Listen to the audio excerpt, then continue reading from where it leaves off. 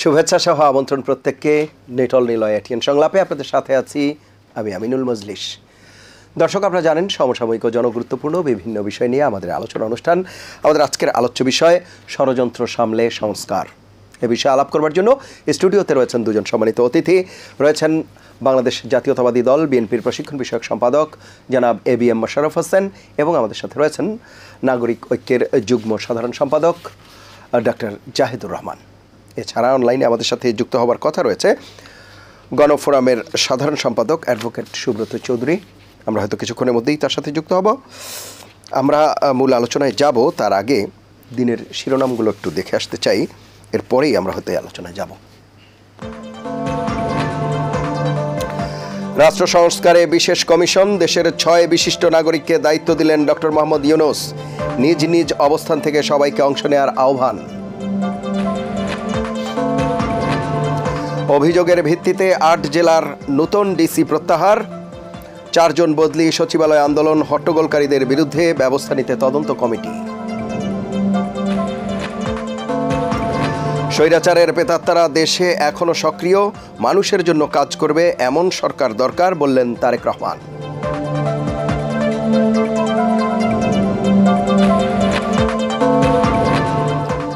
আশুলিয়ায় পুলিশের গাড়িতে লাশ পোড়ানোর ঘটনায় শেখ হাসিনা সহ 70 জনের বিরুদ্ধে ট্রাইব্যুনালে অভিযোগ।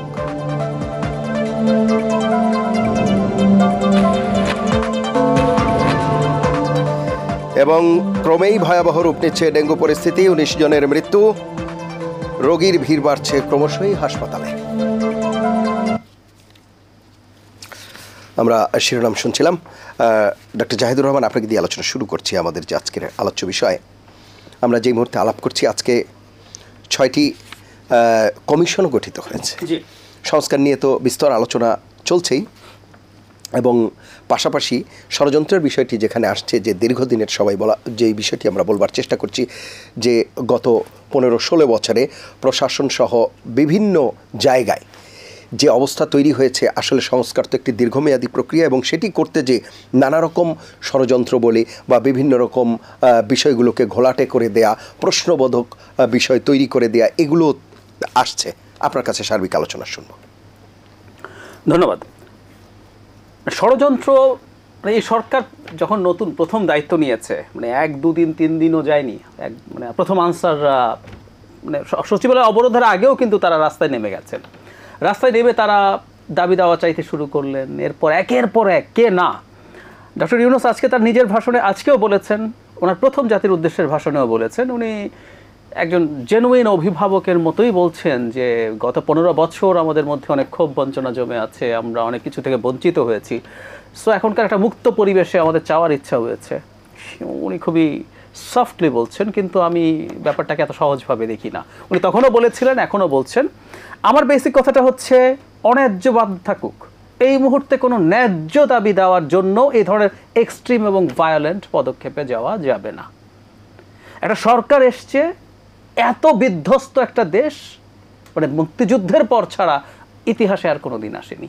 এই বিধ্বস্ত দেশে একটা সরকারের 1 মাস মাত্র পূর্তি হলো, এবং প্যাটার্নগুলো খেয়াল করুন। ধরুন গার্মেন্ট এলাকায় যে সমস্যাটা এখন হচ্ছে, কোনো বলা নেই কারণে আপনি এক্সট্রিম ইয়েতে চলে যাচ্ছেন, কারখানা বন্ধ করে দিচ্ছেন, রাস্তা বন্ধ করে ফেলছেন।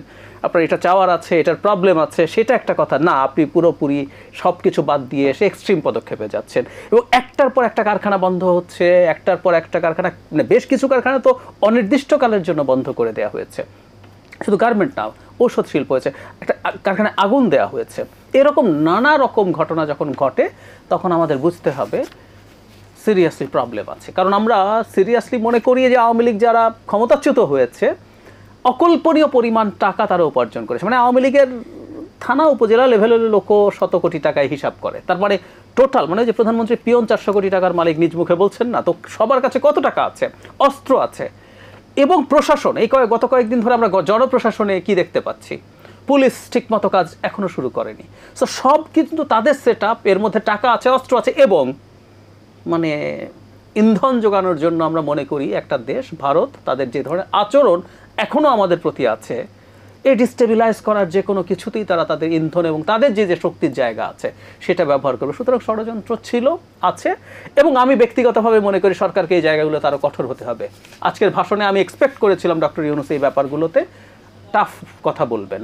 এটা শুধু ওইসব ক্ষেত্রেও না, আরও বিভিন্ন জায়গায় মবরা যা করছে, আমরা মব জাস্টিস বলি, মবের সাথে জাস্টিস শব্দটা যাই না, ওটা ও জাস্টিস করতে পারে না। যে ভায়োলেন্স আছে এটার বিরুদ্ধেও খুব কঠোর অবস্থান জানানো, এগুলো দরকার ছিল। কারণ না হয় এবার আমরা সংস্কারের জায়গায় আসছি।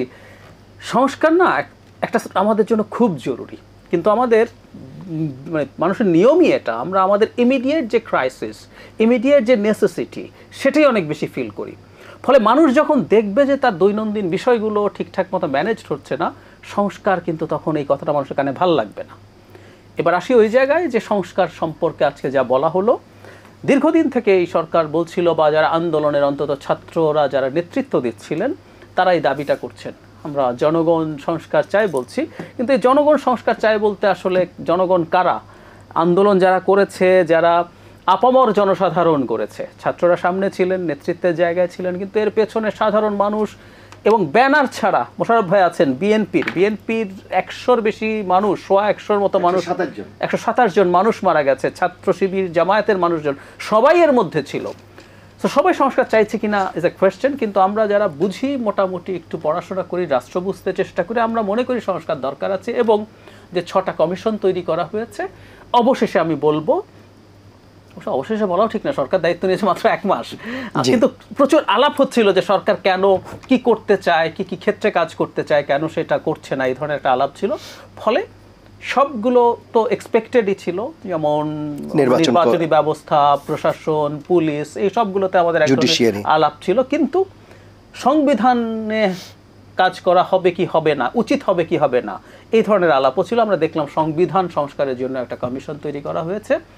সব কিছু মিলে এখন, এবং যেভাবে রোড ম্যাপটা দেওয়া আছে, দ্যাটস ফাইন। এবং একটা সবচেয়ে গুরুত্বপূর্ণ জায়গা যেটা ডক্টর ইউনূস তার ভাষণে বলছেন, এনারা বিভিন্ন স্টেক হোল্ডারের সাথে আলোচনা করে তারা আরেকটা কমিশনে, তারা সদস্য আসবে প্রত্যেকটা কমিশনে, তারা একটা প্রস্তাবনা তৈরি করবে, সেটা নিয়ে আবার সোসাইটি, সব পলিটিক্যাল পার্টি এবং অন্যান্য যে স্টেক হোল্ডার, সিভিল সোসাইটি, সবার সাথে আলোচনা করে তারা 3 মাস, মানে অক্টোবর থেকে কাজ শুরু করে, উনি এক্সপেক্ট করছেন 3 মাসের মধ্যে ওনারা একটা প্রস্তাবনা পাবেন, সেটা নিয়ে আবার আলোচনা।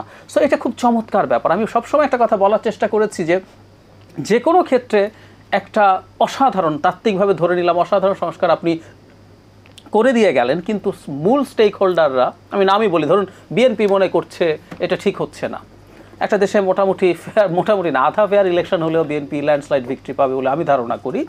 তো তারা আসলেন এবং তারা সেটা রাখলেন না। সেই কারণে আমি মনে করি এই ব্যাপারে, এবং বিএনপি নিজেরও এই অবস্থান আছে, তারা তাদের 31 দফা দিয়েছেন, সব কিছু মিলে এই আলোচনা করে যে সংস্কারটা সবাইকে নিয়ে করার একটা টেন্ডেন্সি, মানে ডক্টর ইউনূস ক্ষমতায় আসার পর এই একটা জায়গা আমার কাছে খুব বড় পার্থক্য মনে হয়েছে আগের সরকারের সাথে।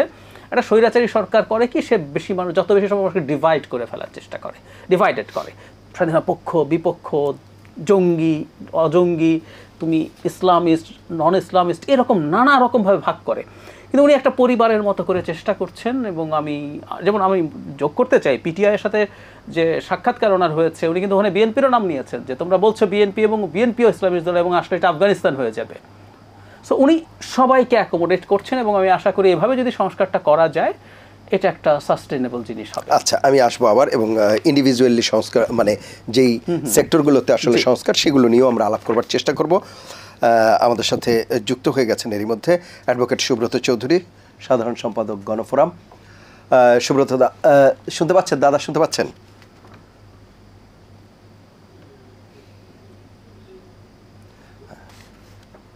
সম্ভবত ওনার সংযোগটি কোনো কারণে বিচ্ছিন্ন হয়েছে, আমরা আবারও হয়তো যুক্ত করতে পারবো। জনাব এবিএম মোশাররফ হোসেন, যে বিষয়গুলো আসলে আলাপ করছিলাম, এই যে সংস্কারের কথা যখন বলা হচ্ছে, তখন আমরা আলোচনা করছি যে ষড়যন্ত্র সামলে সংস্কার। যে কোনো কাজের ক্ষেত্রেই আমরা দেখি যে একটি প্রতিবন্ধকতা তো আসেই, কিন্তু সেটি যখন ষড়যন্ত্রের জায়গায় চলে যায়, তখন তো নিঃসন্দেহে সেটি খুব মানে ডিপলি কনসার্ন হওয়ার কথা সেই জায়গাতে, এবং খুব গুরুত্ব দিয়েই সেটি বিবেচনা করার কথা। আপনি কিভাবে দেখছেন বিষয়গুলো? হ্যাঁ, ধন্যবাদ আপনাকে জনাব মজলিস ভাই, এবং ধন্যবাদ ডক্টর জাহিদুর রহমান, এবং দর্শক যারা আমাদেরকে দেখছেন সবাইকে শুভেচ্ছা জানাচ্ছি। আমরা কি খুব নিশ্চিত হয়ে যাচ্ছি যে যে শক্তিটা দীর্ঘ 15টি বছর বাংলাদেশকে শাসন করেছে যে আপনি এক মাসেই তাদেরকে নিচ্ছিন্ন করে দিতে পারবেন? এটা চিন্তা করার কোনো কারণ নাই। কারণ যেই এই সংস্কারটা কেন প্রয়োজন, কারণ আপনি দেখবেন বাংলাদেশের প্রতিটি সাংবিধানিক যে প্রতিষ্ঠানগুলি আওয়ামী লীগ এই প্রায় 16.5 বছর 15.5 বছর ক্ষমতায় থেকে কিন্তু এদেরকে নিচ্ছিন্ন করে দিয়েছে। এখন আপনার রাষ্ট্রের যে মূল কাঠামোটা যেখানে দুর্বল হয়ে গেছে সেখানে সংস্কারের বিকল্প তো নাই, যার কারণে আপনি দেখবেন যে আমাদের বিএনপির পক্ষ থেকে ভিশন 2030 অথবা যদি আপনি সর্বশেষ সকল রাজনৈতিক দলের আস্থায় এনে যে 31টি দফা দেওয়া হয়েছে সেখানে এই সংস্কারের কথা কিন্তু বলা আছে। এবং আমি মনে করি ডক্টর ইউনূস সাহেবের নেতৃত্বে যে এখন একটা অন্তর্বর্তীকালীন সরকার এদেরও একটা সুযোগ এসেছে যে এই যেটা সংস্কারের মাধ্যমে বাংলাদেশকে একটা জনগণের উপযোগী বাংলাদেশ তৈরি করার জন্য। আজকে আপনি দেখেছেন যে এই যে আপনি ষড়যন্ত্রের কথা বলছেন, এখনও কি প্রশাসনকে সেইভাবে পরিবর্তন করতে পেরেছে? এখনও দেখবেন আপনি এই যে শেখ হাসিনা নিয়োজিত ডিসিরা বসে আছে, এসপিরা বসে আছে, প্রশাসন সচিবরা বসে আছে, এই যে আনসারের কথা বলা হচ্ছে না, সেই তথ্যগুলো কি যারা এটা নিয়োগ প্রক্রিয়ার সাথে আছে তাদের কাছে কি সেই তথ্যগুলো নেই? তাদের তো প্রশাসন ওইভাবে এখনও ডক্টর ইউনূস সাহেবের নেতৃত্বে এখনও তো প্রশাসন ওইভাবে সাজাতে পারেনি। এখনও তো তারা মানে আমাদের যেটা নির্বাহী বিভাগ বলেন বা বিচার তাদের উপর নির্ভরশীল হতে হয়। যেমন আপনার একটা কথা মনে আছে, জাহিদ ভাই নিশ্চয়ই স্বীকার করবেন, আপনার যখন তার দ্বিতীয় দিন যখন ইউনূস সাহেব হঠাৎ করে আমরা দেখলাম যে সুপ্রিম কোর্টের প্রধান বিচারপতির নেতৃত্বে একটি আপিল বিভাগের একটি সভা আহ্বান করা হয়েছে, কেউ জানতেন না। যদি ওই সময় বৈষম্য বিরোধী ছাত্র বা সাধারণ আইনজীবীরা যদি প্রতিরোধ না করতেন, যে কোনো একটা সিদ্ধান্ত হয়ে গেলে কিন্তু সরকার একটা বিভ্রান্তর অবস্থার মধ্যে পড়ে যেতেন। তো সুতরাং সকল জায়গায় তো সেই প্রেতাত্মারা এখনও বিরাজ করছে, সুতরাং সময় কিন্তু আমাদের একটু দিতে হবে। হ্যাঁ, তবে আমি এটা যাই না, কিন্তু সেই সময় তো সরকারের একার পক্ষে যারা রাজনৈতিক দলগুলো আছে অপরাপর, তাদেরও তো একটা দায়িত্ব আছে। এবং আপনি এই সরকারের জন্য সবচেয়ে বড় একটি সুখবর যেটা বা একটা স্বস্তির বিষয়, আপনি দেখবেন যে মাইনাস আওয়ামী লীগ সকল দল কিন্তু একে সুযোগ দিতে চায় এবং এই সুযোগ বাংলাদেশে কোনো রাজনৈতিক শক্তি কখনো পেয়েছে? আমি সুযোগের কথা বলছি না, মানে তথ্য দিয়ে বিভিন্ন রকম আপনারা তো সেই সমর্থনটার কথা, আমাদের হাতে সবকিছু হয়তো সম্ভব নয়। এখন আপনি দেখবেন যে আজকে যে 6টা কমিশন গঠন করা হয়েছে, এখন আপনি দেখবেন রাজনৈতিক দলগুলো তাদেরকে সহযোগিতা করে কিনা, আমাদের সামাজিক শক্তিগুলি কিছু করে কিনা, আপনারা গণমাধ্যমে যারা আছেন তারা সহযোগিতা করেন কিনা। এটা যখন কেউ যদি না করে তখন আপনি ষড়যন্ত্রের গন্ধ খুঁজবেন।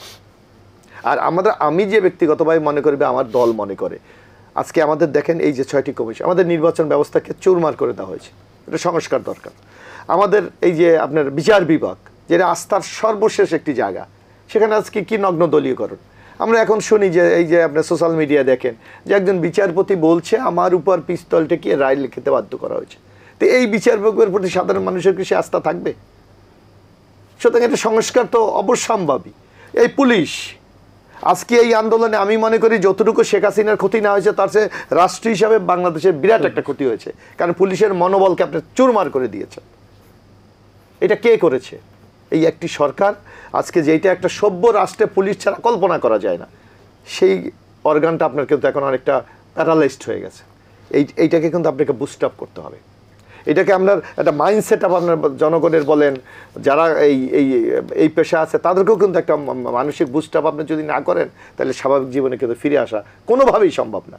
তারপর আপনি দেখেন আমাদের অ্যান্টি কারাপশন কমিশন, আপনি মনে হয় তাদের দায়িত্ব হলো সরকারি দলকে একটা সার্টিফিকেট দেওয়া যায়, ভালো চরিত্র ভালো। তো এই সাংবিধানিক প্রতিষ্ঠানকে মানবাধিকার সংগঠন যে একটা সংস্থা আছে বলে হয়তো আমি জাহিদ ভাই আমরা হয়তো কিছু তথ্যপত্র লাগে বলে আমরা জানি। আপনি বাংলাদেশের একটা সার্ভে করেন যে কতজন লোক জানে যে বাংলাদেশের একটা মানবাধিকার কমিশন আছে। তো এই সংস্থাগুলিকে আপনি একটা ঠুনকো জগন্নাথে পরিণতি করেছেন। সুতরাং এই জায়গাতে বেরিয়ে আসার জন্য তো একটা সংস্কার দরকার।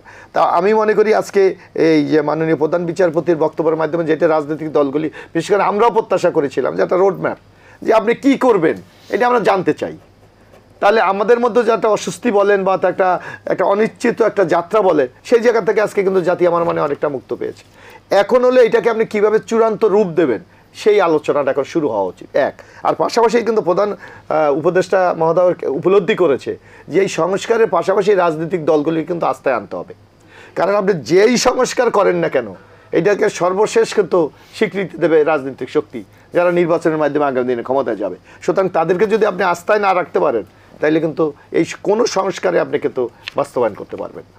সুতরাং রাজনৈতিক দলগুলিকে অবশ্যই দরকার আস্থায় নিতে হবে। যে আমি আসবো আবারও, আমি একটু শুনে আসি। অ্যাডভোকেট সুব্রত চৌধুরী, যে আলাপটি আমরা করছিলাম, আপনি শুনতে পাচ্ছেন?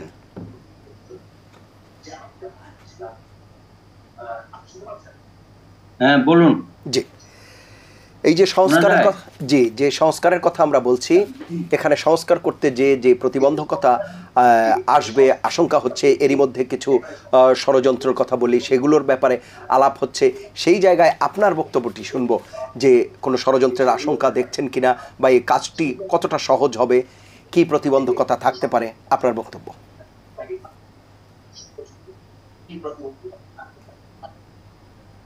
ধন্যবাদ সহ আলোচক বৃন্দ, তাদের সকলকে শুভেচ্ছা। আসলে বিষয়টা হচ্ছে কি, সংস্কারের কথা এত বেশি বলা শুরু করেছি আমরা, হ্যাঁ আমরা নিজেরাই এত বেশি আলাপ আলোচনা করছি, আমরা শঙ্কা তৈরি করছি। আমি তো সংস্কারের ব্যাপারে কোনো ষড়যন্ত্র দেখছি না। হ্যাঁ, সবসময় যদি আমরা ষড়যন্ত্র খুঁজতে থাকি তাহলে তো আমরা নিজেরও কোনো কাজ করতে পারবো না, বা যাদের উপর দায়িত্ব দেওয়া হয়েছে তারাও তো কাজ করতে পারবে না। ষড়যন্ত্র হচ্ছে অন্য জায়গায়। হ্যাঁ, বর্তমান সরকারকে আনসেটেল করে দেওয়া, সেই রকম একটা ষড়যন্ত্র প্রশাসনিক ভাবে হচ্ছে, আইন শৃঙ্খলা বাহিনীর মধ্যে হচ্ছে, আমরা সেটাই বলছি, অন্যান্য জায়গায় হচ্ছে। কিন্তু আমার কথা হচ্ছে, সংস্কারের বিষয়ে আমরা তো সকলেই একমত হয়েছি। বিশেষত আমরা আন্দোলনে, যারা যুগপৎ আন্দোলনে রাজপথে ছিলাম, আমাদের মধ্যে তো কোনো মতানৈক্য নাই, এবং আমরা 31 দফা দিয়েছি। সেই 31 দফার মধ্যে সংস্কারের অনেক রূপরেখা দেওয়া আছে। একটা বর্তমান অন্তর্বর্তীকালীন সরকার, তাকে আমরা ম্যান্ডেট দিয়েছি, আপনি কিছু সংস্কার করে যান, এই সংস্কারগুলো খুব প্রয়োজনীয় একটা সুষ্ঠু নির্বাচন করার ক্ষেত্রে। এবং গত 15-16 বছরের যে জঞ্জাল জাতির উপর চাপিয়ে দেওয়া হয়েছে, সেই জঞ্জালকে কিছুটা হলেও আপনি পরিষ্কার করার প্রচেষ্টা গ্রহণ করেন, বা করে দিয়ে যান। ওনারা একটা সবটা করে দিতে পারবে না। তো আমার মনে হয় আজকে প্রধান উপদেষ্টার যে ভাষণ, সেই ভাষণে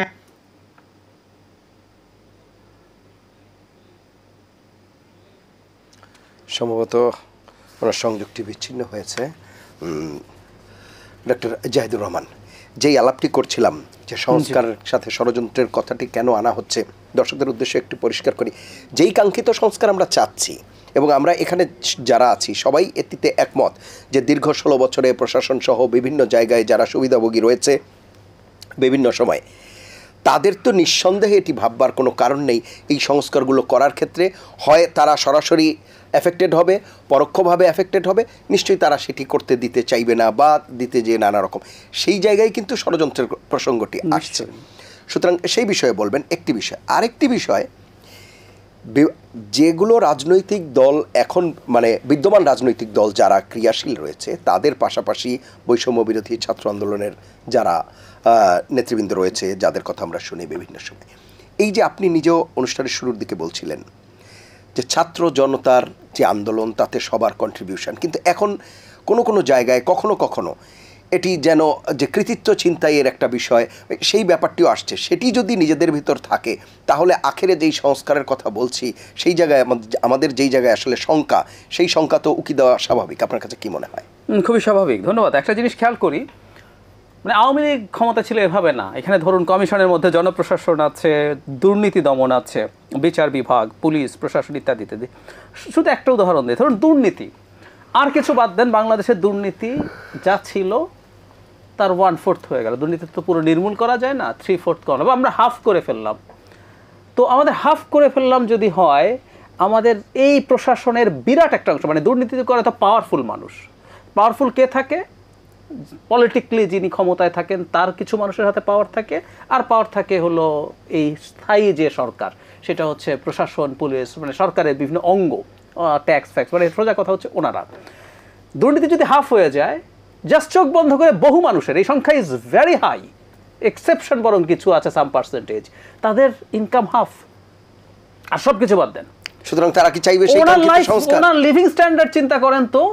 আমি বহু লোকজনের কথা ব্যক্তিগতভাবে জানি যিনি কোনোদিন বেতন তোলেন নাই, ওই বেতন জমছে জমছে জমছে, কোনো একদিন তুলবেন। মানে কেউ কাউকে কেমন এরকম, আপনি শুধু বিসিএস ক্যাডারের কথা বলছি না, বিভিন্ন চাকরি আছে যে আপনি বেতন ছাড়াও যদি বলেন চাকরি করতে প্রস্তুত আছে, তো ফলে তার বেতন যদি, তার ইনকাম অর্ধেক হয়ে গেল, 1/4 হয়ে গেল, তার যে লিভিং স্ট্যান্ডার্ড তৈরি হয়েছে উনি ওটার মধ্যে অস্থির বোধ করবেন। গত এই এত বছর এখন উনি কেন চাইবেন তাহলে? উনি কেন চাইবেন? এই সংস্কার তো উনি চাইবেন না, উনি তো ষড়যন্ত্র করবেন। করবেন মানে ওনার দাদা যে কথাটি বলছিলেন, পক্ষে থাকার ষড়যন্ত্র কেন খুঁজছে, মানে শেখ আমি সেই কথাটি হাসিনার বলছি। পক্ষেরও দরকার নাই। তার মানে এই গত কয়েক বছর, আমি আরো যদি উদাহরণ দেই, এই সরকার ক্ষমতায় আসার পর 8 সালের পর থেকে যারা বিসিএস বা সরকারি বিভিন্ন চাকরিতে, বিভিন্ন শ্রেণীর চাকরিতে ঢুকেছেন, তারা গত এই 15-16 বছরে তাদের মানে গ্রুমিংটা কি হয়েছে। শুধু অর্থ না, ধরুন প্রশাসন বা পুলিশ বিশেষ করে, আপনি তো এই দেশের হর্তাকর্তা হয়ে গেছেন। আমরা আওয়ামী লীগের লোকজনের সাথে তো টকশো করেছি, এখন ওনারা আসছেন না, কোনো একদিন খুব দ্রুতই আসবে আমি এক্সপেক্ট করি। তো তাদের কাছে বলতে শুনেছি, এবং মানে তারা নেতা পর্যায়ের এমপিরা আছেন, সম্পাদকরা আছেন, তারা বলছেন পুলিশ তাদের কথা শোনে না, প্রশাসন তাদের কথা শোনে না, কারণ আপনি তাদেরকে দিয়ে যেহেতু ক্ষমতায় থেকেছেন, রাতে সিল মারিয়েছেন।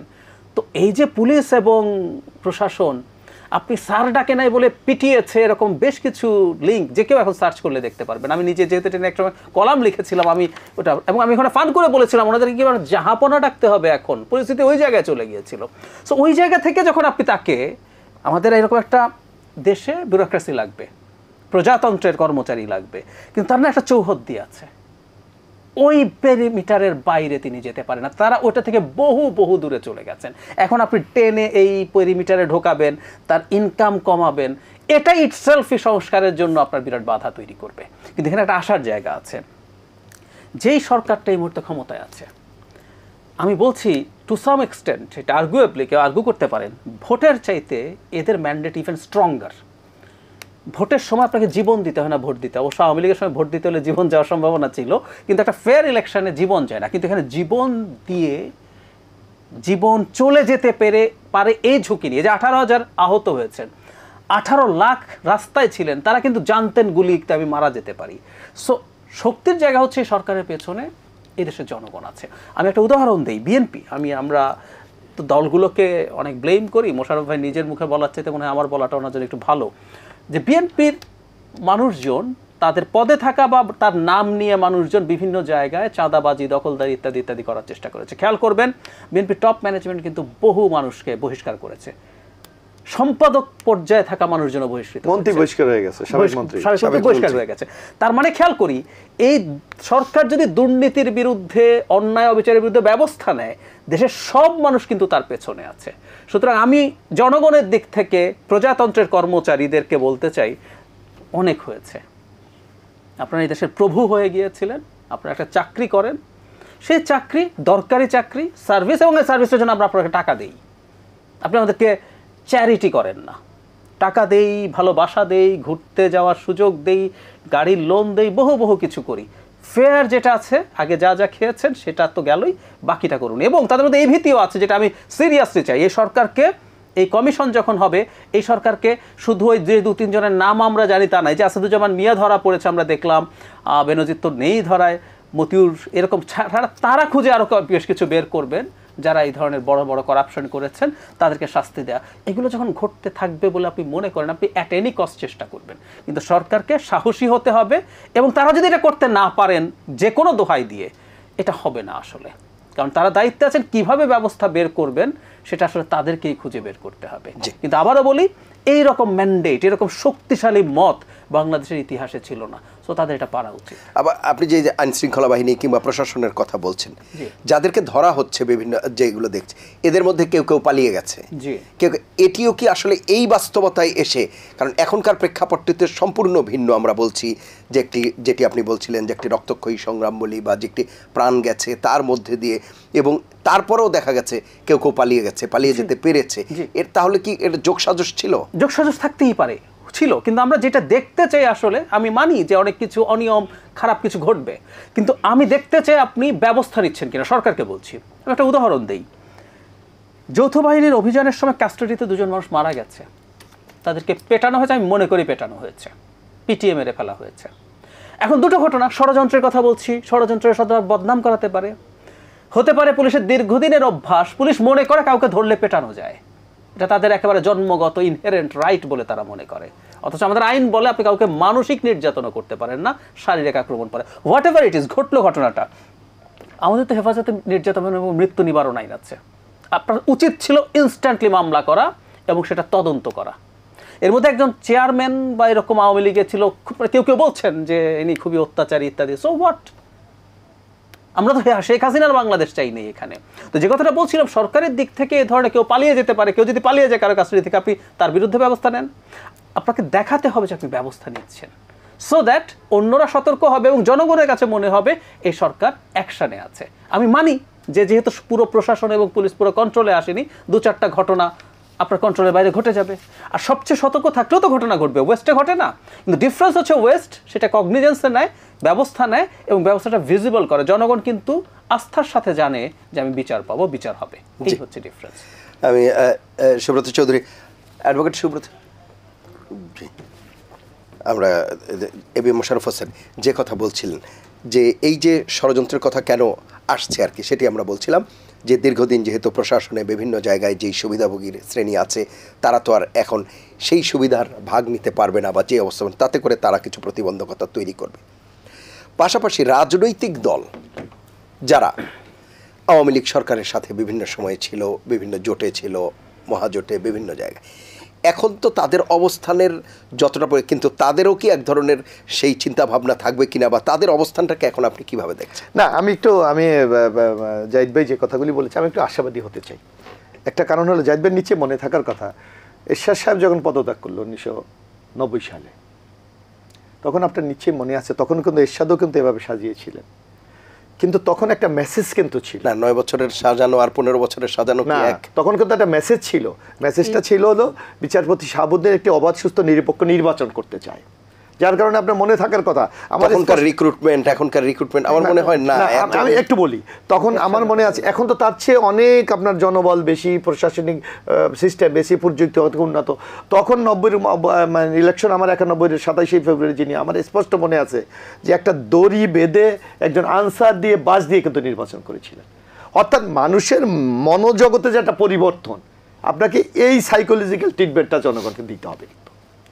এই যে কথাটি, যে অন্যায় করলে পার পাওয়া যায়, কারণ আপনি একটা সময় তো এরা পাচ্ছে, এটা তো অস্বীকার করার সুযোগ নাই, কারণ আমরা যে সংস্কার সবাই এত বেনিফিশিয়ারি গ্রুপও তো তৈরি হয়, এবং এই পরিমাণ দলীয়করণ, যারা ওই সময়, আমি ছোট অনেক ছিলাম, কিন্তু যারা ওই সময়টা কাজ করেছেন, এবং যারা অর্থবিত্তের মালিক, সেটা ঠিক আছে, কিন্তু অর্থবিত্তের মালিক, কারণ অর্থটা একটা বিরাট বিষয়, না সেটা ঠিক আছে, এটা দিয়ে তো আপনার ম্যাটার করে, এটা দিয়ে তো আপনি যে কোনো কিছুকে চেঞ্জ করতে পারেন, এটা পারে, কিন্তু আপনি যদি আমরা এই মেসেজটা দিতে পারি যে আপনি যে অন্যায় করেছেন, যে লুটপাট করেছেন, দুর্নীতি করেছেন, এটা এই গভর্নমেন্ট যদি তার এই শাসন আমলে যদি এক্সাম্পলি 10টাও পানিশমেন্ট দিতে পারে, তাহলে এটা কিন্তু জনগণের জন্য একটা মেসেজ থাকবে যে তুমি অন্যায় করলে তুমি পার পাওয়ার কোনো কারণ নেই। আপনি আজকে যেসব আপনি একটা উদাহরণ দেখেন, আমি জানি না সোশ্যাল মিডিয়া আপনি এটা দেখেন কিনা, যে আমাদের যারা প্রভাবশালী এমপি মন্ত্রী ছিলেন, আগে কি ছিলেন, বর্তমান তার অবস্থাটা কি, এটা কিন্তু দেখাচ্ছি। আপনি দেখেছেন কিনা এই সোশ্যাল মিডিয়াটা, যে এই মন্ত্রী মহোদয় আগে এই বক্তব্য রেখেছেন, এখন উনি এই অবস্থা বসে আছেন, এই ব্যবসায়ী উনি এই অবস্থায় ছিলেন, এখন এই অবস্থায় আছেন। এই যে একটা মেসেজ, আমার মনে হয় আমাদের মনোজগতে কিন্তু একটা পরিবর্তন অলরেডি আসছে এবং আসতে হবে।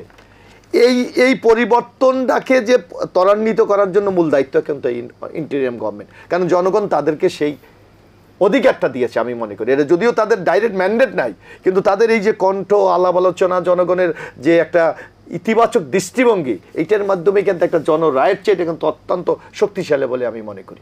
এই যে আজকে আপনি দেখেন যে কোনোদিন এটা চিন্তা গেছে, মানে এই যে আমরা আগে যেটা শুনতাম যে র্যাবের মানে যেই লোকটাকে জিয়াউল হাসান, তাকে কেউ স্পর্শ করতে পারবে, এটা কেউ চিন্তা করা গেছে কখনো?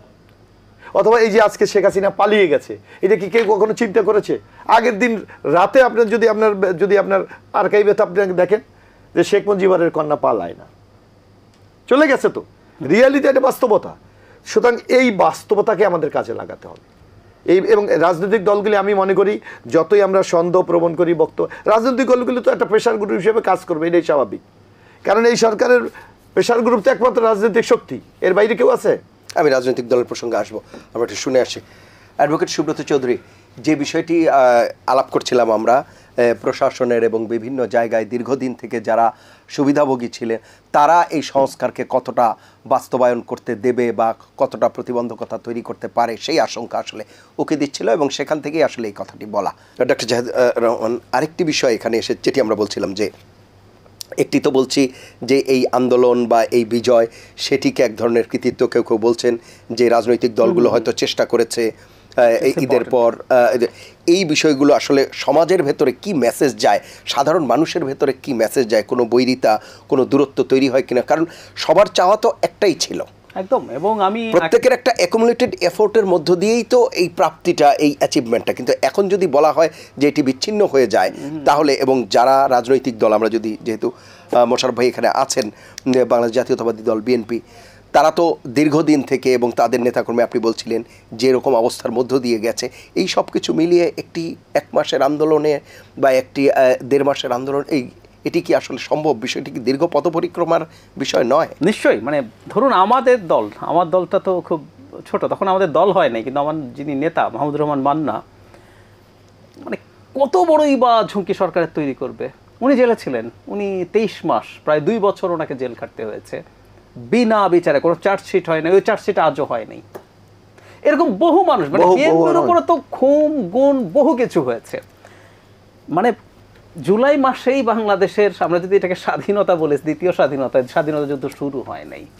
এটা অনেক আগে থেকে বিভিন্ন পর্যায়ে দেশে পলিটিক্যাল ফোর্সগুলো মাঠে ছিল, বেশ কিছু মানুষ কথা বলেছেন, শুধু দেশে না, দেশের বাইরে থেকে বিরাট একটা কমিউনিটি কথা বলেছেন, ক্রমাগত কথা বলেছেন। কোন কথাগুলো? সরকারের ন্যারেটিভকে ডিবাঙ্ক করা, সরকার মানুষকে নানা কথা দিয়ে, এবং এখনও আমি দেখলাম সেই প্রোপাগান্ডার একটা শক্তি আছে। কেউ কেউ কিন্তু বলে হ্যাঁ উন্নয়ন তো হয়েছে, কিন্তু এই যে উন্নয়নও যে হয় নাই এটাও ডিবাঙ্ক করার চেষ্টা, যুক্তি তথ্য দিয়েই করার চেষ্টা করেছে। সো এটা একটা বিরাট এফার্ট, বছরের পর বছরের এফার্ট। এখন সেটাকে বাদ দিয়ে জুলাই মাসেই ঘটনা ঘটে, এবং জুলাই মাসেও ঘটনা প্ল্যান করে করেছি, এই ক্লেইমিংগুলো অত্যন্ত ডিজাস্টারাস, সুইসাইডাল এবং টু সাম এক্সটেন্ট ইডিয়াটিক, খুব বোকামি। কারণ ইভেন আপনার যদি একটা প্ল্যান মুভমেন্টও হয়, should you claim that? No. আপনি যদি প্ল্যান করেই সরকার ফেলেন, লিস্ট ভদ্রতা হচ্ছে না সবাই মিলেই আমরা কাজটা করি, সেটা হলো লিস্ট ভদ্রতা। কিন্তু এটা এভাবে হয় নাই। আমরা এটা নিয়ে প্রচুর কথা বলতে পারি, কিভাবে প্রমাণ করে। মানে আপনি যদি প্ল্যান করে একটা মুভমেন্ট করেন, মানে তার মানে আপনার প্ল্যানের মধ্যে ছিল যে শেখ হাসিনাকে দিয়ে আপনি রাজাকারের বাচ্চা বলাবেন, কারণ রাজাকারের বাচ্চা না বললে ওই দিন রাতেই ঘটনা ঘটে না, পরের দিন পেটানো হয় না। আপনার প্ল্যানের মধ্যে ছিল যে আবু সাইদ নামে একজনকে গুলি করে হত্যা করা, এবং সেটার ভিডিও পাওয়া যাবে। Can you plan that? Abu Sayeed এভাবে মারা যাওয়া এবং এটার ভিডিও না থাকলে কি এই ঘটনা এভাবে ঘটে? প্রত্যেকটা গণ অভ্যুত্থান, I am sorry to say, অনেকগুলো মৃত্যু ওইটার ডিসিশন দিয়ে দেয়। 69-এর গণ অভ্যুত্থানে আসাদ, এরপর মতিউর, 90 এসে শেষ মুহূর্তে ডক্টর মিলন, এইভাবে কত ল্যান্ডমার্ক, না আর ভীষণ না, আরো আগে, কিন্তু যখন ফাইনাল মুভমেন্ট হচ্ছে মিলনের, ঠিক একেবারে সাইদ এভাবে মারা যাওয়া। এবং আমি মনে করি মারা যাওয়াও না, ভিডিওটা এটা অ্যাপিল শুধু আমাদের দেশে না, সারা পৃথিবীতে। আমি দেখলাম ইন্ডিয়ার মিডিয়া এত ক্রিটিসাইজ করছে আমাদেরকে, কিন্তু এই ভিডিওটা দেখাচ্ছে পশ্চিমবঙ্গ স্টুডেন্টরা ব্যাপক মুভমেন্ট করেছে। তো তার মানে যাই হোক এটা না, এবং এটা করে ক্ষতি ছাড়া লাভের কিছু নাই। অত্যন্ত সংকীর্ণ একটা মানুষের যেমন 1 মাস না যেতে, এবং ধরুন যারা জুলাইয়ে মুভ করেছে, আমরা তো বহু মানুষ আছি যাদের মানে 1 যুগের বেশি ট্র্যাক রেকর্ড আছে, যারা এই সরকারের বিরুদ্ধে কখনো কথা বলছি, লিখছি বহুদিন থেকে নিরন্তর। এই ঘটনাগুলো কিভাবে, অনেক রক্তচক্ষু উপেক্ষা করে, এগুলো আমাদের চোখের সামনে আছে, কারা কারা কি করেছে, কিভাবে করেছে। 2700 মানুষকে এক্সট্রা জুডিশিয়াল কিলিং হয়েছে, এর মধ্যে বিরাট একটা অংশ বিরোধী দল, বিশেষ করে বিএনপির কর্মী, গুম হয়েছে, মামলা হয়েছে, টর্চার হয়েছে, মানে কি হয় নাই আসলে। না জাহিদ ভাই, এটা যদি আপনি এক কথায় বলেন, আমরা এটা বলতে পারি যে মাঠটা কিন্তু উত্তপ্ত ছিল, শুধু দিয়াশলাইটা দেওয়ার বাকি ছিল। এবং আর উত্তপ্ত, আমি আরেকটু যোগ করে দেই, সেটা হচ্ছে দেখবেন আওয়ামী লীগ সবসময় রাস্তায় থাকতো। এই নির্বাচনের পরও বিএনপির দুইটা মাত্র 2-3টা কর্মসূচি ছিল, ওর মধ্যে রাস্তায় ছিল। তার মানে আওয়ামী লীগ কিন্তু জানতো, এই কথা আমি বহুবার বলেছি, ওর রাস্তায় থাকার কারণ হচ্ছে এটা দেশের মানুষের একটা সিরিয়াস ইকোনমিক ক্রাইসিসও আছে। এবং আমার আর্গুমেন্ট হচ্ছে অর্থনীতি যদি এই জায়গায় না থাকতো, অর্থনীতি যদি 18 সালের মতোও থাকতো, 18 সালে নিরাপদ সড়কের জন্য একই পরিস্থিতি হয়েছিল, সেবার পিটিয়ে তুলে দেওয়ার পর কিন্তু আর কেউ নামে নাই, কারণ তখন শুধু স্টুডেন্টরাই ছিল। এবার নেমেছে কারণ ইকোনমিক ক্রাইসিস ওয়াজ দ্যাট। সাধারণ মানুষ যে রাস্তায় নামছে এই খবর আপনার আমার চাইতে শেখ হাসিনা অনেক বেশি জানতেন, সে কারণেই তিনি কিন্তু আওয়ামী লীগকে মাঠে রাখতেন। তো এই যে সব কিছু মিলে ঘটনাটা ঘটেছে, মানে বারুদ তৈরি হয়েছে বছরের পর বছর, বছরের পর বছর। সেই বারুদে যে কোনো দিন, আমি বহুদিন আপনার এখানেও সম্ভবত বলেছি, আমি বহুদিন তিউনিসিয়ার কেস দিয়ে দেখিয়েছি যে কোনো একদিন এটা ঘটবে। And I believed in that. আমি লিখেছি, বলেছি বহুদিন এটা এইভাবে। এটা যদি কথার কথা এবার যদি না হতো, এবার যদি আপিল বিভাগের হিয়ারিংটা আগে এনে কোটা মেনে নিত, তাহলে তো এটা এবার হতো না, কিন্তু এটা হতো। এই ডিসকন্টেন্ট ছিল অন্য আরেকটা ইস্যুতে, আর কেউ নামতে এবং সব মানুষ নেমে যেত পেছনে, এটা কিন্তু হতো। জি, আসবো আমরা আবার একটু চেষ্টা করি। আমাদের অ্যাডভোকেট সুব্রত চৌধুরী কি আছেন আমাদের সাথে? নাই। আচ্ছা, advocate sorry ABM Mosharraf Hossain, আরেকটি বিষয় আসছে যে এই যে সংস্কারের প্রসঙ্গ আমরা যখন বলছি, বিভিন্ন রাষ্ট্রের প্রশাসনিক বিভিন্ন সিদ্ধান্তর ক্ষেত্রে বা রাষ্ট্র পরিচালনার ক্ষেত্রে বিভিন্ন প্রস্তাবও সাথে সাথে আসছে বিভিন্ন সংস্থা থেকে, যেমন বলা হচ্ছে 2 মেয়াদে প্রধানমন্ত্রী কিংবা জাতীয় সরকার। এই বিষয়গুলো আপনারা অনেক আগেই উপস্থাপন করেছেন এবং আমি যদি ভুল না করি 2022 সালে ডিসেম্বরে প্রথম সেটি আপনারা হয়তো 8 তারিখ বা 9 তারিখে ডিসেম্বরের, সেই সময়ে 27 দফা রাষ্ট্র মেরামতের এবং এরপর 30 দফা যেটি হয়েছে 31 দফা। আমার প্রশ্ন হচ্ছে যে তখন যে বিষয়গুলো ছিল এখনও সেটি সামনে আসছে, কিন্তু কেউ কেউ বলছে যে এখন মানে জনগণ যা শুনতে চাচ্ছে আপনারা তা শোনাচ্ছেন বা আপনাদের পক্ষ থেকে তা শোনানো হচ্ছে, কিন্তু আপনারা তো দীর্ঘদিন থেকেই সেটি বলে আসছেন। আমরা একটু আগের রিপোর্টটিও দেখবার চেষ্টা করব, আমার সহকর্মীরা আছেন, সেই রিপোর্টটি দেখাতে পারেন কিনা আপনারা 2022 সালে যে বিষয়টি আপনারা যে প্রস্তাবটি দিয়েছিলেন আমরা সেটি একটু দেখে আসি। নির্বাচনকালীন তত্ত্বাবধায়ক সরকার ব্যবস্থা প্রবর্তন, রাষ্ট্র ও সরকার প্রধানের ক্ষমতায় ভারসাম্য আনা, পরপর 2 মেয়াদের বেশি কেউ রাষ্ট্রপতি প্রধানমন্ত্রীর দায়িত্ব পালন করতে পারবেন না। রাষ্ট্র কাঠামো সংস্কারে এমন 27 দফার রূপরেখা দিয়েছে বিএনপি। রাজধানীর হোটেল ওয়েস্টিনে এসব প্রস্তাবনা তুলে ধরেন দলের স্থায়ী কমিটির সদস্য ডক্টর খন্দকার মোশাররফ হোসেন। তিনি বলেন, সুষ্ঠু নিরপেক্ষ নির্বাচনে জয়ী হয়ে রাষ্ট্র পরিচালনার দায়িত্ব পেলে জাতীয় সরকার গঠন করে এসব প্রস্তাব বাস্তবায়ন করা হবে। জনগণের হাতে দেশের মালিকানা ফিরাইয়া দেওয়ার জন্য লক্ষ্যে একটি অবাধ, সুষ্ঠু, নিরপেক্ষ নির্বাচনে জয়লাভের পর বর্তমান ফ্যাসিস্ট সরকার হটানোর আন্দোলনে অংশগ্রহণকারী রাজনৈতিক দলসমূহের সমন্বয়ে একটি জনকল্যাণমূলক জাতীয় ঐক্যমত্যের সরকার প্রতিষ্ঠা করা হইবে। জি, আমরা যে বিষয়টি শুনছিলাম, না আমি ব্যাপারটা বুঝতে পেরেছি। আপনি দেখবেন 2022 আর এখন 2024 বিএনপির বক্তব্যের মধ্যে কিন্তু আপনি কি কোনো পার্থক্য লক্ষ্য করেন না। বরং আমরা কি বলেছি, আমরা বলেছি এই দেখেন আজকে ডক্টর খন্দকার মোশাররফ হোসেন যেই তখন 27 দফা, তখন 27 দফা, এই 31 দফা আসার ক্ষেত্রেও কিন্তু এখানেও কিন্তু একটা ঐক্যমতের ব্যাপার। এখানে জাহিদ ভাই আছেন নাগরিক ঐক্যের, তখন কিন্তু এদের সাথেও আমাদের একটা সংলাপ হয়েছিল আমাদের দল এই দফা নির্ধারণের ক্ষেত্রে। 27 দফার থেকে যখন অন্যান্য দাবিগুলো এখানে অ্যাড হলো তখন কিন্তু 31 দফা হয়েছে। সুতরাং এখনও কিন্তু আমরা একই কথা বলছি যে দ্বিকক্ষ বিশিষ্ট পার্লামেন্ট হবে, প্রধানমন্ত্রী রাষ্ট্রপতি 2 মেয়াদের বেশি থাকবে না। এবং আমি মনে করি সবচেয়ে বড় বিতর্কটা জাহিদ ভাই এখানে হওয়া উচিত আর্টিকেল 70 নিয়ে, যে আর্টিকেল 70 আমরা কোন ক্ষেত্রে প্রয়োগ হবে। আমার কি অর্থ বিলের ক্ষেত্রে, জাতীয় নিরাপত্তার ক্ষেত্রে, এইগুলো বাদে এইটা আমার মনে হয় এইটা একটা বিরাট সংস্কারের ব্যাপার এখানে একটি দরকার। যদি আমরা আমাদের দেশে সবচেয়ে বড় এইটা যখন রাখা হয়েছিল এর পিছনে কারণ ছিল যে আমাদের তৃতীয় বিশ্বে বেচা কেনার একটি ব্যাপার থাকে, যাতে গভর্নমেন্ট পতন না ঘটে যায়। ঠিক আছে, আপনি যদি সরকার পরিবর্তনের ক্ষেত্রে এটা রাখেন, ওকে, আপনি একটি সরকারকে স্থিতিশীল রাখার জন্য তার বাজেট প্রণয়ন একটা ইম্পর্টেন্ট ব্যাপার, আপনি রাখতে পারেন। কিন্তু আপনি সর্বক্ষেত্রে এই যে জুজুর ভয় দেখে আর্টিকেল 70 রাখবেন, এক্ষেত্রে আমি ব্যক্তিগত মনে করি এখানে একটা সংস্কার হওয়া দরকার, শত্রু অনুচ্ছেদের দরকার। পাশাপাশি অনেক বিষয় আছে, এই যে নির্বাচন, আজকে আমাদের দেশে যেখানে বিচার বিভাগ, যে আপনার যে কোনো সরকার যখন ক্ষমতা আছে 10 বছর যদি কারো প্র্যাকটিসের বয়স হয় আপনি তাকে বিচারপতি নিয়োগ করতে পারেন। এখানে আমার মানে একটা সুনির্দিষ্ট ক্যাটাগরি হওয়া উচিত, যে কত বয়স হলে তার কি কি গুণাবলী থাকলে তার কি মানে বিচার বিভাগে তার কন্ট্রিবিউশন কি, নানা বিষয়ে যদি আপনি এখানে অ্যাড করে যদি একটা সিদ্ধান্ত নেন সেটা কিন্তু একটা কার্যকরী হবে। এই যে পাবলিক সার্ভিস কমিশন, যারা ক্ষমতায় আসে তাদের মতো একটা কমিশন বসিয়ে দেয়। তা আমার মনে হয় আপনার সংস্কারের কিন্তু বহু সুযোগ আছে, এই সুযোগটাকে আমাদের কাজে লাগাতে হবে। এবং আমার মনে হচ্ছে রাজনৈতিক দলগুলো কিন্তু এখানে কন্ট্রিবিউট করতে চায়। তো রাজনৈতিক দল যেখানে চাচ্ছে, বাংলাদেশের এই যে জুলাইয়ের পরিবর্তনের আকাঙ্ক্ষা, এই আকাঙ্ক্ষার সাথেও এটারও তো একটা চমৎকার একটা মিল আছে। তো রাজনৈতিক দল চাচ্ছে, তত্ত্বাবধায়ক সরকার চাচ্ছে, ছাত্র সমাজ চাচ্ছে, আজকে আন্দোলনের সাথে সম্পৃক্ত যে স্টেক হোল্ডার সবাই চাচ্ছে, তাহলে আমার তো মানে সংস্কার ক্ষেত্রে আমার কোনো প্রতিবন্ধকতা হওয়ার কোনো তো আমি দেখি না।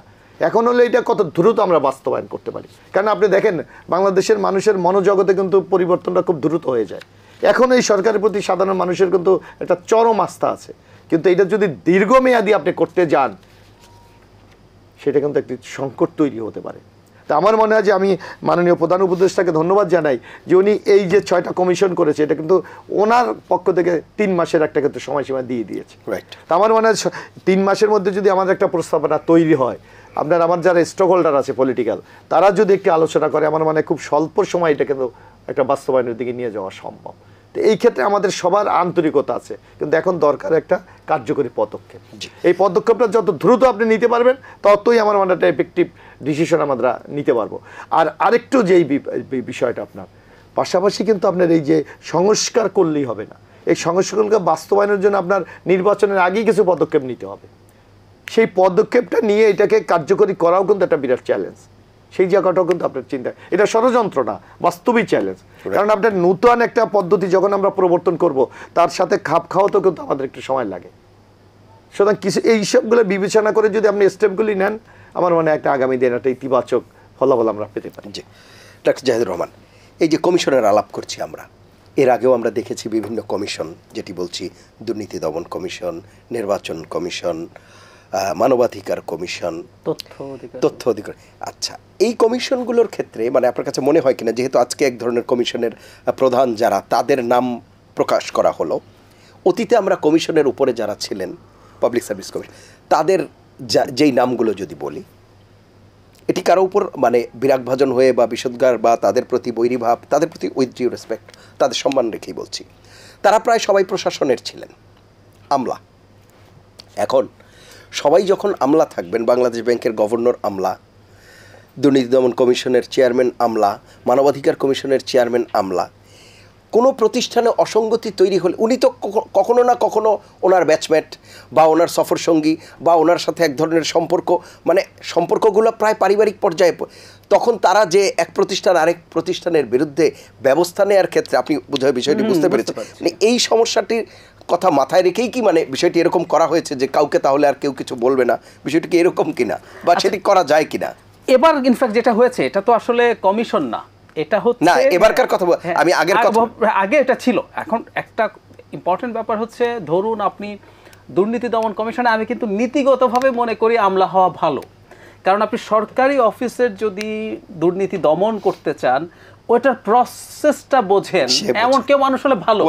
তো নীতিগতভাবে ঠিক আছে, কিন্তু আপনি যে প্রবলেমের কথা বললেন আর সব বাদ দেন, মানে আমার কাছে মনে হয় যে আমরা মানে গভর্নমেন্ট চাকরির ক্ষেত্রে আমরা বিশেষ ক্যাডার্স, অন্যান্য ক্যাডার বাদ দেন, এটা ইটসেলফই একটা টাইপ, যে না আমি ওকে চিনি বা না চিনি, আত্মীয়তা বা না আত্মীয় থাকি না থাকি, তাকে প্রোটেক্ট করে একটা ইজম কাজ করে, একটা ইজম কাজ করতে পারে, আপনি ওর বিরুদ্ধে গিয়েই এটা করতে পারেন কিনা। এবং এর মধ্যে আরো একটা অদ্ভুত ঘটনা ছিল, না পিএসসির প্রধান তো একজন শিক্ষাবিদ হবে জেনারেলি, আমরা দেখে সেরকমই হয়, সেরকমই হয়। মানবাধিকার কমিশনের ক্ষেত্রে হয়তো আইনের লোক হবে, সেটি হতে পারে বা অন্য কেউ, মানে আমি প্রায় মানে মনে করি আর কি, যে এটা আসলে আমরা যে মনে করছি যে এগুলোতে খুব টেকনিক্যাল হলেই করা যাবে, নট নেসেসারিলি। আমেরিকাতে আপনি প্রত্যেকটা জায়গায় জাস্ট পলিটিশিয়ানরা যায়, একেবারে স্পেশালাইজড নলেজ নিয়ে কেউ যাচ্ছে না। আমরা একটা আরও উদাহরণ দিতে পারি, যে প্রণব মুখার্জি ভারতের প্রেসিডেন্ট ছিলেন, উনি দীর্ঘদিন ভারতের অর্থমন্ত্রী ছিলেন, ওনার কি অর্থনীতির ডিগ্রি আছে নাকি? ভারতের মতো দেশের অর্থনীতি উনি দেখেছেন তো তো সুতরাং এগুলো করা যাবে না তা না, আমাদের এই এক ধরনের মাইন্ডসেট আছে। মূল কথাটা হচ্ছে আসলে আমাদের দেখা দরকার এরকম মানুষ যিনি সততার সাথে কাজটা করবেন। আমাদের সমাজে ল্যাক করে সেই জিনিসটা। এখন এটাও ইম্পর্টেন্ট, যেটা মোশাররফ ভাই বলেছেন, এটা খুবই জরুরি। এরশাদের সময় নিয়ে কথাটা বলছেন, আমি ওনার সাথে এটা জায়গায় একটা দ্বিমত করি যে বাংলাদেশে এই টাফ পরিস্থিতি আসে না। আমি তো ইন্ডিভিজুয়ালিও কথা বলি, আমি একটা জায়গায় বলেছিলাম বেশ কিছুদিন আগে, 1.5-2 বছর আগে, যে শেখ হাসিনা যদি বলে আমি চলে যাব, আমাদের প্রশাসন, পুলিশ এবং বিভিন্ন পর্যায়ের লোকজন তাকে ধরে রাখবেন, তারাই হয়তো তাকে যেতে দেবেন না। কারণ প্রত্যেকের এই পরিমাণ বেনিফিটের জায়গা এটা তৈরি করেছে, অকল্পনীয়। মানে এখন কেউ আসে বলতে পারে আপনি ঢালাও কথা বলছেন, আমি তাদের উদ্দেশ্যে বলতে চাই আমরা এই সমাজে বাস করি, আমাদের বন্ধু আত্মীয় এরাই বিসিএস ক্যাডার, আমরা চিনি জানি দেখেই বলছি কথাগুলো। সো এইরকম একটা পরিস্থিতি আছে, কিন্তু এটাও ইম্পর্টেন্ট, আপনি কি চান। কমিশনগুলোতে আপনি বসালেন এবং মাথার উপরে থেকে আপনি যদি চান আসলে আপনি এদেরকে দিয়ে কাজ করাবেন, সেক্ষেত্রে যোগ্য মানুষটা দিলে তিনি যদি মনে করেন যে টপ চাইছে আপনি কাজ করেন, তাহলে কিন্তু কাজ হওয়ার সম্ভাবনা আছে এবং সম্ভাবনা বাড়ে। এটা হয়। আমি একটা বিখ্যাত উদাহরণ আমরা অনেক আলোচনা করেছি, শামসুল হুদা কমিশন 1-11 সময় হয়েছিল, যদিও তাদের নির্বাচন নিয়ে কেউ প্রশ্ন করেন, 8 সালে নির্বাচন নিয়ে মোশাররফ ভাইরা তো শক্তই প্রশ্ন করেন, কিন্তু আমি ওইটাকে মোটা দাগে একটা ফেয়ার ইলেকশন মনে করি।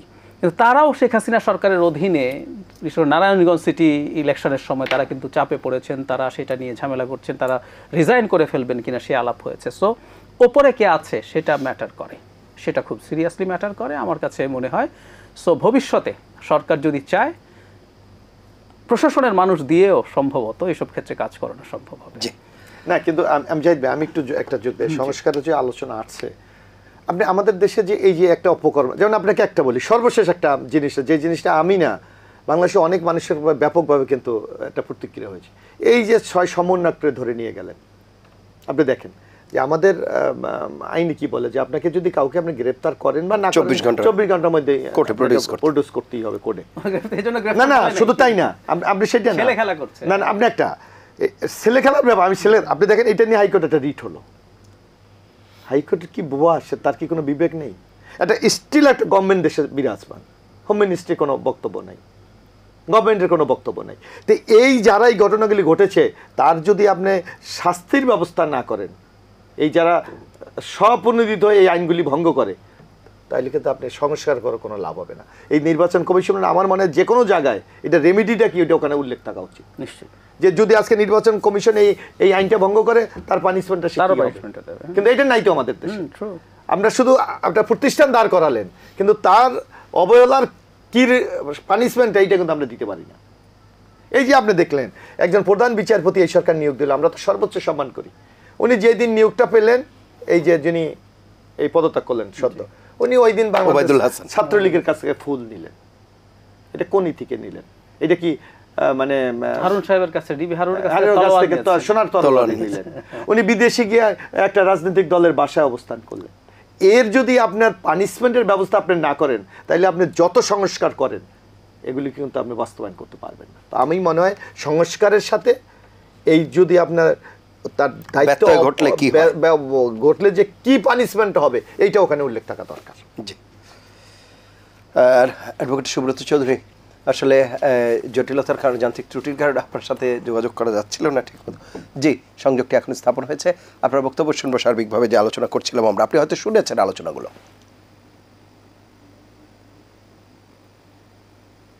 না, এখন তো আমি তো অসমাপ্ত ছিল আমার বক্তব্যটা। জি জি প্লিজ। এই যে ষড়যন্ত্র তথ্য, আপনারা আলোচনার প্রতিবাদ্য বিষয়, আমি বলছি যে আমরা এটা নিয়ে এত বেশি অস্থির হয়ে গেছি যে সব জায়গায় ষড়যন্ত্র করছি।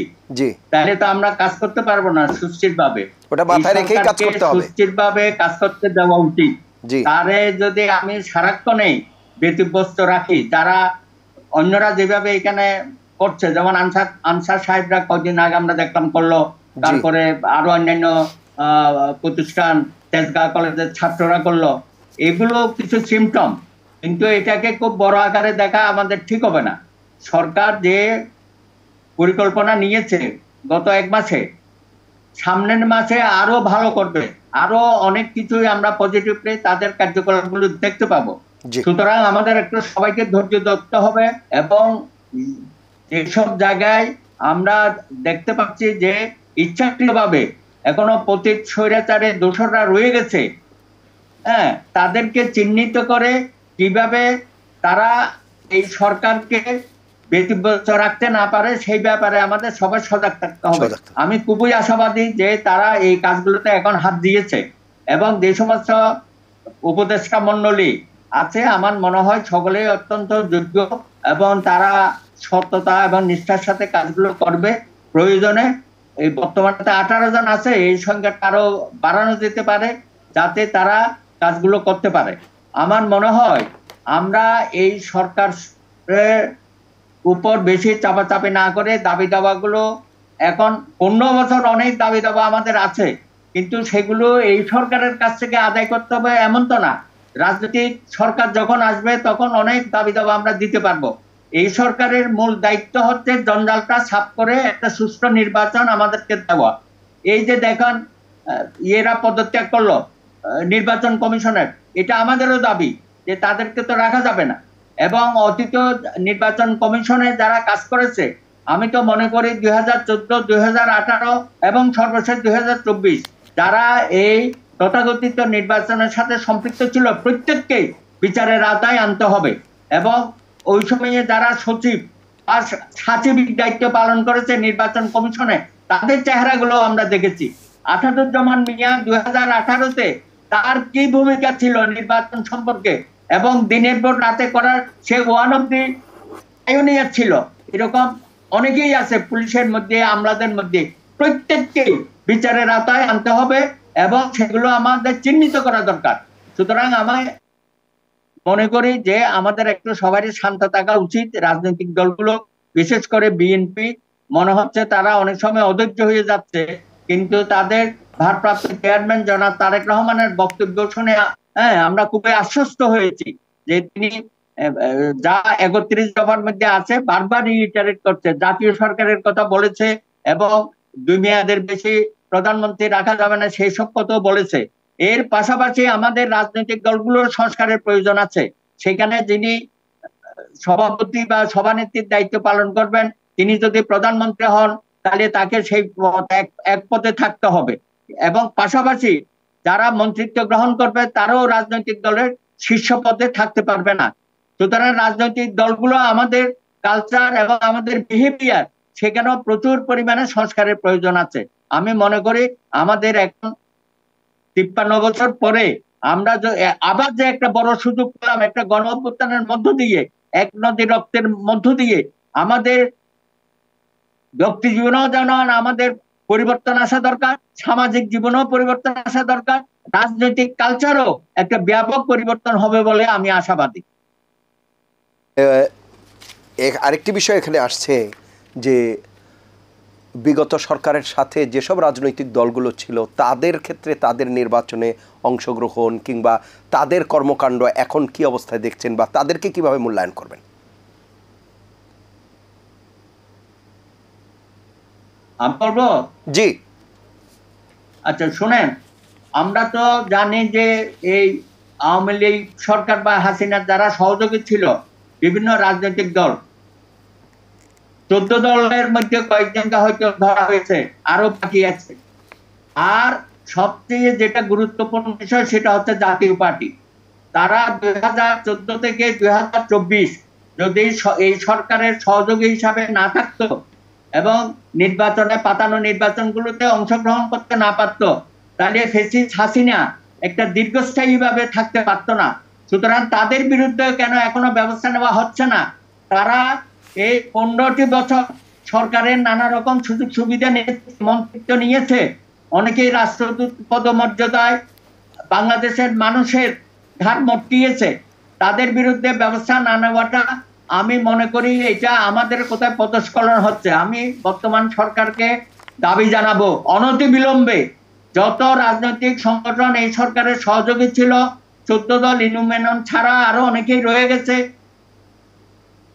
তার মধ্যে জাতীয় পার্টি, তারা মনে হচ্ছে যে জুলাই মাসে তারা একটা বিবৃতি দিয়েছে আন্দোলনের পক্ষে, ছাত্র আন্দোলনের পক্ষে, তাদের সমস্ত পাপ মোচন হয়ে গেছে। এটা কোনোভাবে মেনে নেওয়া যাবে না।